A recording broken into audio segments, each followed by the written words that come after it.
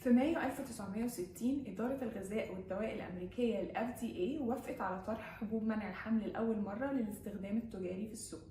وفي الوقت ده كان حدث ثوري. لأول مرة الستات بقى عندها وسيلة للتحكم في الحمل من غير ما تضطر إن هي تقنع شريكها الجنسي بالاستخدام. الآراء حوالين الحبوب كانت متضاربة، البعض شافها وسيلة لتحرر المرأة والفصل ما بين ممارسة الجنس والإنجاب، لكن البعض كان عنده تخوفات فيما يتعلق بالأعراض الجانبية للحبوب، وكمان كان بيتساءل عن مدى أخلاقية الأبحاث اللي اتعملت على الستات في الوقت لطرح الحبوب للاستخدام التجاري.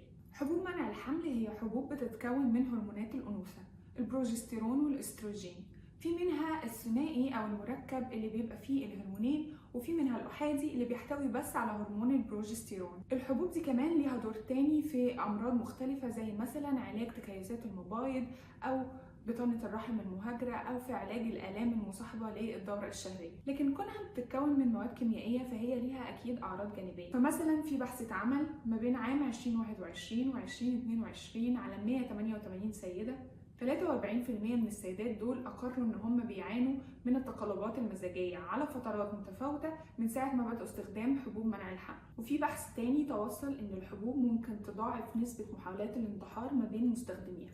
كمان بعض الأبحاث بتربط الحبوب بأنواع من السرطانات، زي مثلا سرطان عنق الرحم وسرطان الثدي.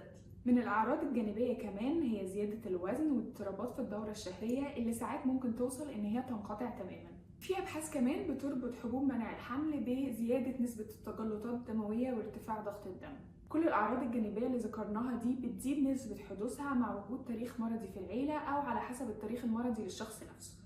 فمثلا لو انت كنت بتعاني من اعراض مشابهه للاكتئاب والتقلبات المزاجيه قبل ما تستخدمي حبوب منع الحمل، ده بيزيد من نسبه حدوث الاكتئاب بعد ما تبداي تستخدمي الحبوب. لما بنتكلم على الاعراض الجانبيه ديت، اول حاجه بتتقال لنا ان نسبه حدوث الاعراض الجانبيه هي نسبه ضئيله ومش بتحصل لكل الستات، وان الابحاث اللي موجوده اصلا ساعات كتير بتبقى نتائجها متضاربه. لكن الحقيقه ان دي مش حجه، وان ده ما يثبتش ان الحبوب دي امنه للاستخدام. بالعكس، ده بيقول لنا ان احنا فعلا محتاجين ابحاث اكتر بمصداقيه اعلى، لان صحه النساء اولويه.